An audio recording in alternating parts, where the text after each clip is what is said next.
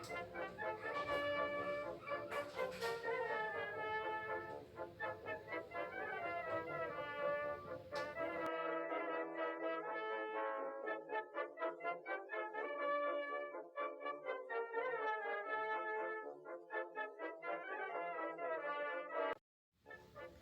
morning ka-friendship! Today's video ay magluluto tayo ng tinulang halaan. Okay, without further ado, let's do the rock and roll. And here are the ingredients.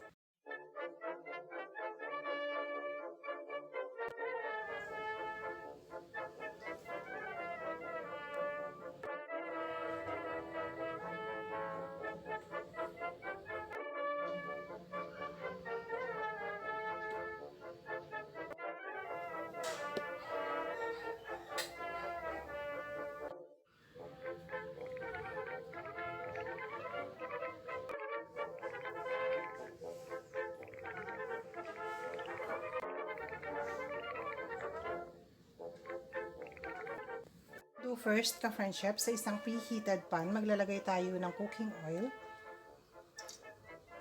Ayan.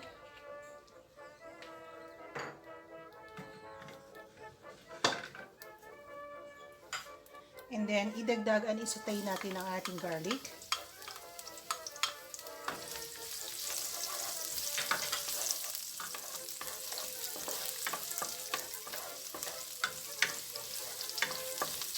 And then, idagdag natin ang ating sibuyas.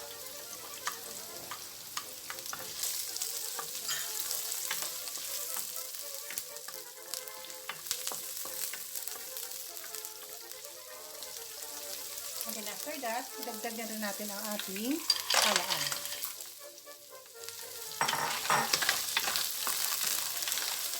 Ayan, ibisa lang natin ang kaunti sa friendship.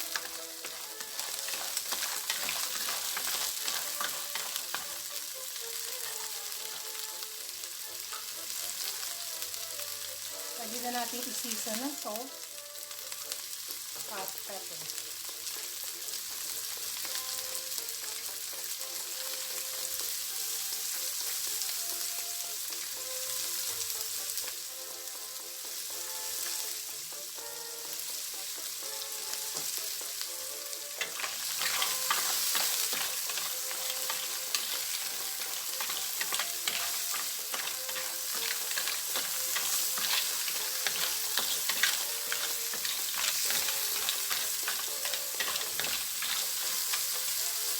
At this point ka-friendship, pwede na tayong magdagdag ng tubig. Yung sa pagdagdag ng tubig, the boiling the butter.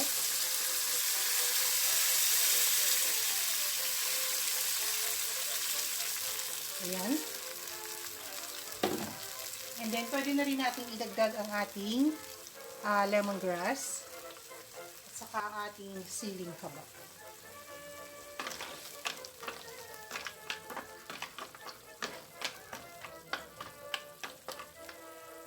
Okay, so, hayaan na lang muna natin sa dyan ka-friendship hanggang sa maluto yung ating shell.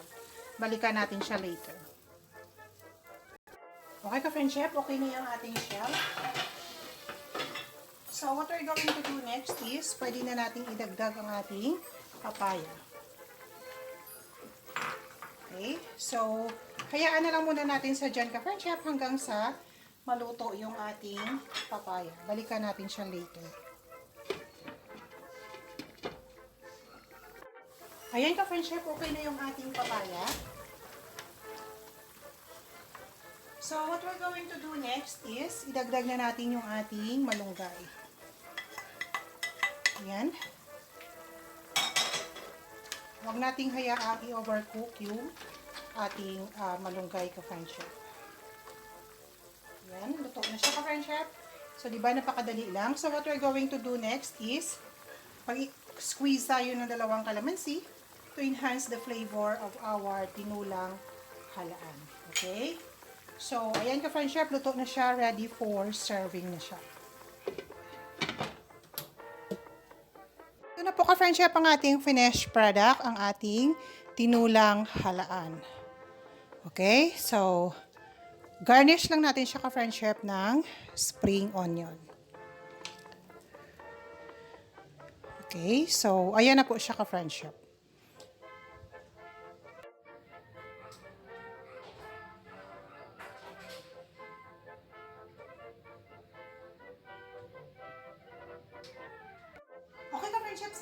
nagustuhan ninyo ang ating tinulang halaan for today, kindly hit the like and share button. And to those who are new to my channel, please do hit that subscribe button and kindly include the notification bell. And every single comment is highly appreciated. Once again, this is Mira at your service.